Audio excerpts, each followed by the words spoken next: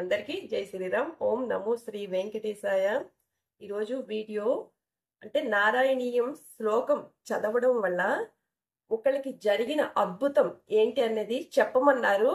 అదే ఈ వీడియో చేస్తున్నానండి. అంటే వాళ్ళు చెప్పమంటేనే నేను చెప్తున్నా అనమాట. లేకపోతే కొంతమందికి చాలా మందికి జరుగుతున్నాయి కానీ వాళ్ళ ఇంట్రెస్ట్ చూపించకపోతే నేను చెప్పట్లేదు. అంటే చెప్పమన్న వాళ్ళవే చెప్తున్నాను.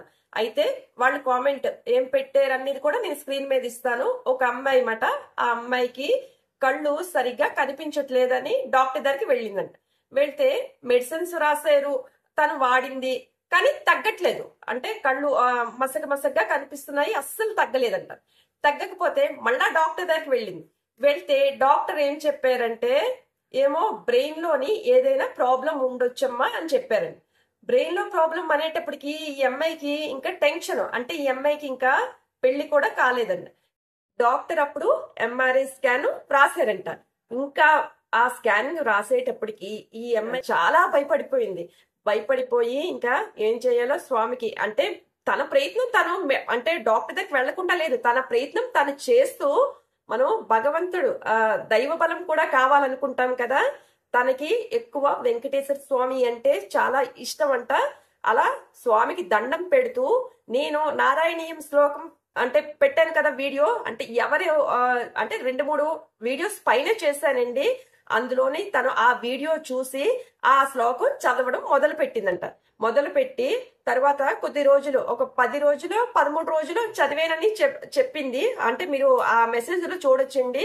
తర్వాత ఏమైందంటే మొత్తం రిపోర్ట్స్ అన్ని నార్మల్లే వచ్చాయి అనేసి అందరికి చెప్పండి అక్క అనేసి తన అంది కనుక నేను చెప్తున్నానండి.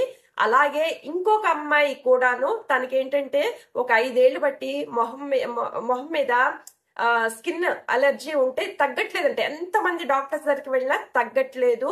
నాకు ఏంటంటే ఈ శ్లోకం 40 రోజులు చదివాను, ఒక 80% తగ్గిందక్క అని తను పెట్టింది.